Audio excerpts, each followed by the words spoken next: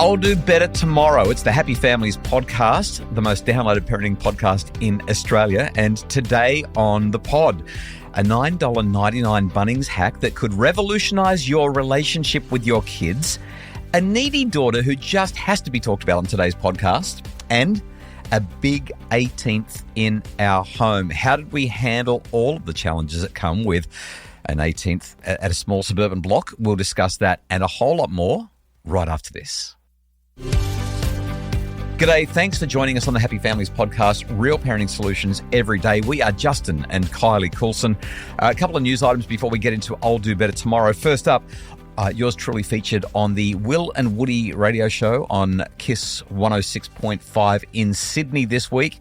The big topic was an ABC article talking about how dads are shirking responsibility when it comes to talking about intimacy, talking about those special kinds of connection, Kylie, those special moments. And I got in there and said, dads are not pulling their weight. They need to do better.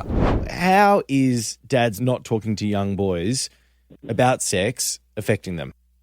This is such a tricky one to answer, guys, but fundamentally what's happening is the load is falling on mums, dads are shirking it, and in research where teenage boys are interviewed about this, as much as they pretend that they don't care, they don't want to know, and they know it all already, they actually consistently say that they want to hear about it specifically from their dads. Your reactions? 100%. So many times dads just leave those tricky conversations to mum and expect that she's going to do it all. Yep. But what they're missing is the acknowledgement that there's two sides to the story. And our kids need to hear it. They need to actually understand and know the ins and outs of both sides. I can't believe you said ins and outs with a conversation like this, but thanks so much. Was it inappropriate? Terrible. Oh, my goodness. So sorry. I hope that doesn't get me cancelled. The other thing that I was going to say that they missed. I said it. Is I made the joke, is the connection, the quality of the connection. Like, you have these moments with the kids and they just matter so much. Anyway, that was a big interview, and I felt like I really enjoyed talking to Will and Woody. I've had a number of conversations with them recently, and it always goes well. They're great listeners. Like, they're really in the moment, and I love that about being on air with people who are like that. Some people just rush through the conversation. These guys nail it. In other news, something that caught my attention this week, and I thought, well, it's not really a full episode, but I could mention it quickly on Friday, where I usually drop whatever else is going on. An Aussie mum of a teenage son has shared the unlikely item that has helped her unlock a genius parenting hack.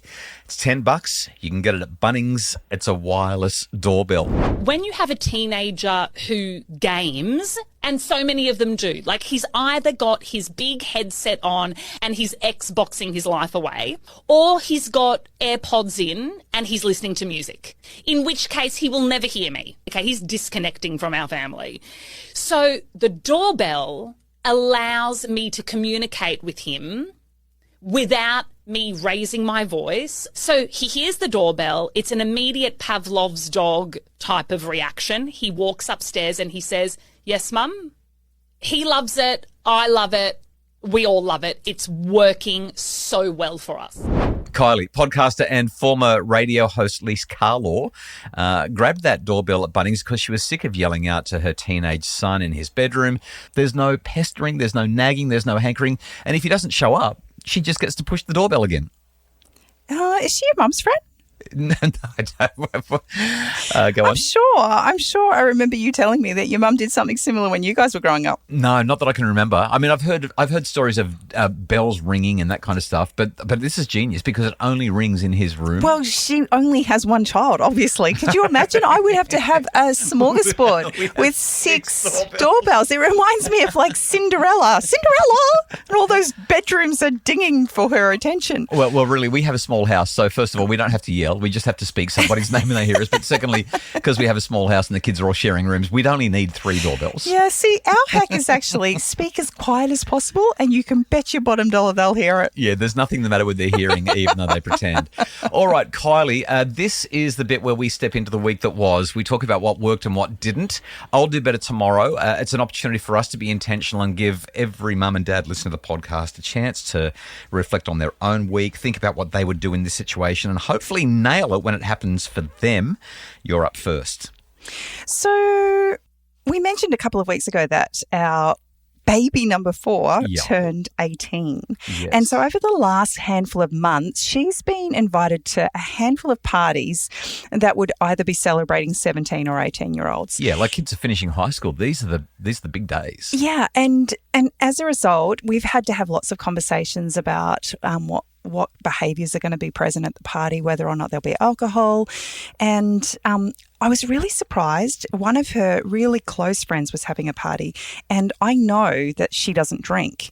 And when I asked our daughter if there was going to be alcohol at the party, she said, yeah, but her parents aren't supplying it. It's just a bring your own kind of thing. And Yeah, I but said, the answer is always yes at this age, right? End of year 11, end of year 12. The answer is essentially if the kids are going to a party, there's going to be booze, there's going to be grog, there's going to be plonk, call it what you will. There's going to be kids that are completely stonkered in the bushes somewhere because they've just gone way too hard. It intrigues me that people who, and parents specifically, who aren't drinkers are allowing kids to come along who are underage and bring their own alcohol. And so with her party coming up, there was no conversation needed. Like it was entirely agreed upon with both of us that there would be no alcohol.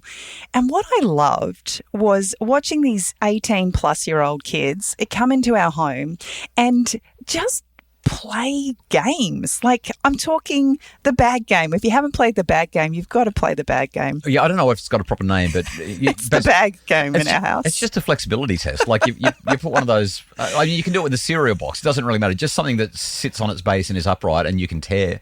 So you have no hands, no floor, no knees. Right. So just staying on your feet, you've got to be able to bend down, use your mouth to pick it up, and then you rip around, like you rip Get a rid of all centimetre your germs. rip a centimetre or 5 centimetres or whatever you want out of the top of the box, and then the next person is therefore going a little bit lower. They made so much noise. You would think that it was the biggest night of the year in football, and we had the entire neighbourhood here. Every time somebody's like, come on, you can do it, and they're stretching all the way down, and then when they get Someone pulls a hammy. like, yes! It was amazing. Like, this is at 10 o'clock at night. They're screaming the neighbourhood down and no alcohol involved, right? So you can have fun and not drink. And that's what I loved, and I really just want to highlight the opportunity we have to help our children recognise and witness that you can have fun without the aid of substance, whether that be drugs or alcohol, and that it's all about the company that you keep. And so having these kids in our home and just seeing them excited to be together and to spend time together and be able to remember what happened the next day, it was a highlight of my week. Yeah, I mean, there's a lot of people who will be like, no, because they're 18, this is our chance to finally go out and buy them their first drink and that kind of thing. And if that's where you're at, then that's fine. We're not being judgy about it. The thing that is worth highlighting here is that alcohol is not necessary, and we have a culture that is frankly obsessed with it, and yet we had a house full of teenagers and early 20s kids who didn't ask, didn't have any interest. We set a really clear boundary. Our daughter was completely on board anyway. She's not interested in it. And I kicked them out a little after midnight because you and I had to get up the next morning for some stuff. And I was like, and we had kids that needed to get up for work. Like, it's like, guys, seriously, like, just go home already. And they didn't want to go. They were having such a good time. It's like 12:30, and I was like, no.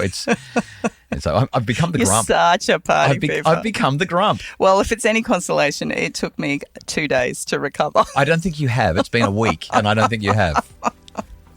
You might be right. Yeah.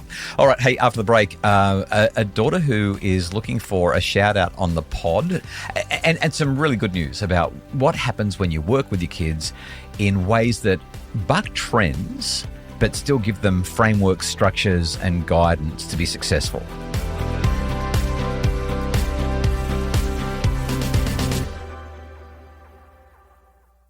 This is the Happy Families Podcast, real parenting solutions every single day. We are Justin and Kylie Coulson. Welcome back. Kylie, we've got a 15-year-old daughter who listens clandestinely to the podcast. She might have sat down at the dining table and asked us what we were going to be talking about this week. Yeah. So a couple of times in the last few weeks, I've heard her listening to the pod. Like, she'll be out in the yard or she'll be on the back deck or something. And I'm like, what are you listening to? Oh, you're listening to... She listens to the Happy Families podcast. Just the Fridays. She wants to know whether or not she's talked about. Right. So she's missing all the good stuff and she just wants to hear the family news and the stuff that we share on our news day. So anyway, let's mention her, Lily. Just in case she's listening. This one's for you. Lily wants today to be all about her. You've already talked about Annie, our 18-year-old. This one's 15. I want to go back to the party real quick. She wasn't supposed to stay up all night with everyone else. We did ask her to go to bed a couple of times, and she just kept on looking at me with those pleading eyes like, this is wholesome, this is fun, this is good, I want to be part of it. And eventually I got to the point where I was like, I'm not going to argue with you and cause a scene in front of everyone, but I'm not happy because tomorrow you're going to be a disaster. That's what 15-year-olds are like when they party too hard with their big sisters, right? And so she said to me, Dad, I promise I'll be perfect. I promise I'll be perfect. Big words. But we set it up so that she knew that the expectation was the next day she would be perfect. And guess what? She was perfect. She was. And so, you know what I did? As we got to the end of Saturday, I commended her for being perfect. I said, today, you have actually been outstanding. You've done everything you said that you would do last night for the privilege of staying up after midnight. But here's what happens. When you have a really late night like that, quite often it's not the next day that's bad, it's the day after.